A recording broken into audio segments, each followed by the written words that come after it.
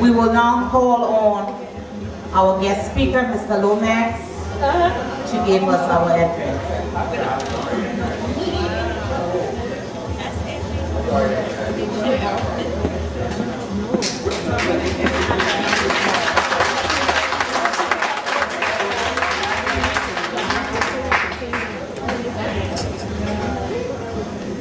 Giving honor to who honor is due, just as Ms. Davis asked earlier, will you all please give your undivided attention to our guest speaker?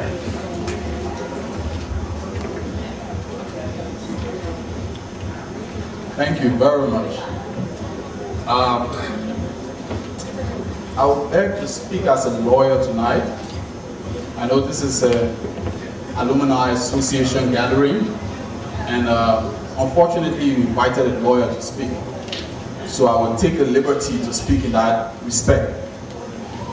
I first of all want to say that the greatest sacrifice I made coming here tonight was the ability to muster courage to cross that huge bridge you people have over that river there.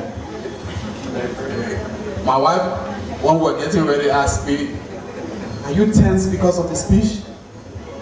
I told her, "My dear, I'm not tense because of the speech, I'm scared of that bridge."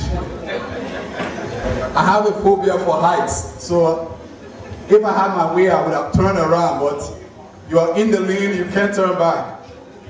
So the lane saved the day, and I'm here today. I would like to say, ladies and gentlemen, all protocols duly observed, hello to everyone.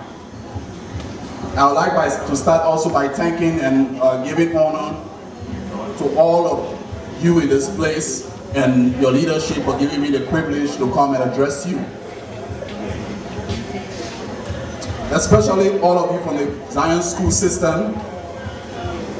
It's rather unfortunate that of all the plenty schools I'm not attending Liberia, I didn't attend any of the Zion schools.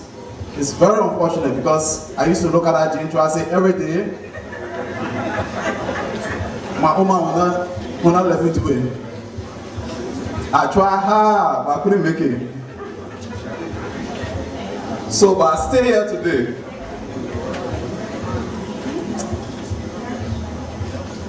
Addressing a nation of people taking up in residence and in some cases citizenship away from their country of birth, one cannot help but think about the many opportunities and privileges that life in the diaspora has brought to you and to many other Liberians.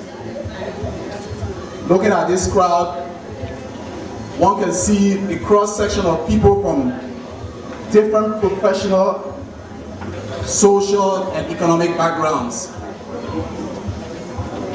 You've all come a long way, and you have all done well in your various endeavors. And I, with some sense of pride, can say, although that many of you are still pressing on, the state of the Union of AME Zion alumni is strong.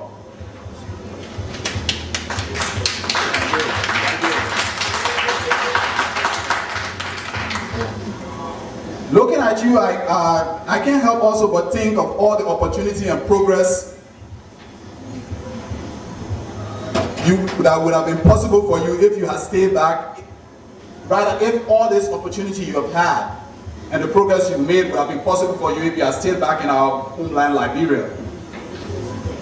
I can't help but ask myself the question, would you or your children have had the same access to education, access to credit, access to electricity, access to jobs, access to sustainable minimum wage, access to a functional transportation system and bridges like the one I'm afraid of, and access to a reasonable sense of security and a reasonable hope that your pursuit of happiness will lead to a successful end based solely on your hard work and divine providence. These are some of the questions that run through my mind. We come from a country where putting in your effort does not yield the result as compared to here. When the chips are down, being in America, it's about hard work. You work hard, you get stuff. You don't work hard, you don't get stuff. And I can't help but think whether the ingredients in our country are right to the extent to which progress in Liberia will be simply based on your ability to work hard. The obvious answer to this question is what keeps us as Liberians in the diaspora constantly engaged in the affairs of our country, including all of you here. This is the reason why people, out of their free time, decided to organize themselves so that they can be able to assist their schools back in Liberia. It's not something that is imposed on you. It's something that you volunteer out of the love of your country and the desire to further education, which you see as the bedrock, and rightly so, of any functioning society.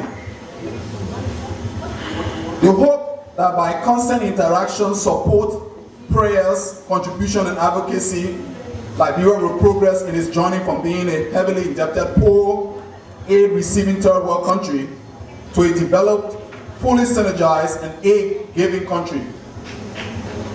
This is the hope that keeps you here. This is the hope that makes you leave the comfort of your homes and come together and associate with people.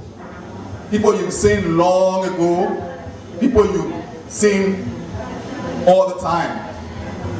And people from different backgrounds.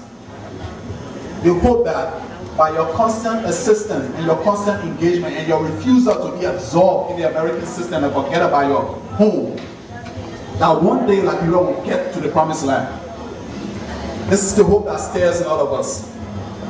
But all too often, this hope has been dashed and replaced with despair due to the squandering of the opportunity bestowed upon every generation of Liberians to help transform the society and nation to which our divine Creator has, in His infinite wisdom and knowledge, has assigned us. Some progress has been made, or else we will still be hunters and gatherers in a prehistoric age. But this progress has come too slow and far between, with each generation of Liberians choosing to pass the buck to the next generation, thereby making the task even harder. The good news is that Liberia is at yet another junction in its history where the forces of God and man have collided to give us another great opportunity to work towards a truly new Liberia. It's that hope that keeps you here. It's this strategic time that makes your contribution so valuable. And Liberia finds itself at this point where the iron is at its hottest. We have the privilege of shaping that iron into a shape that will affect the destiny of not only us, but our children and our children's children. The days of the Congo rule, country people rule, Congo people rule, who know who, finally has a chance of being brought to an end. For the first time in our history. I mean, just think about it. For the first time, Liberia is at a level playing field for once. It's no longer about this tribe ruling over this tribe, or that tribe ruling over that tribe. We all have a chance to be called one simple thing, Liberians, for once. And honestly, when you look at the rest of Africa, and I've had the privilege to travel over Africa a lot, and see people with their real issues, the issues that face Liberia are small compared to many other nations.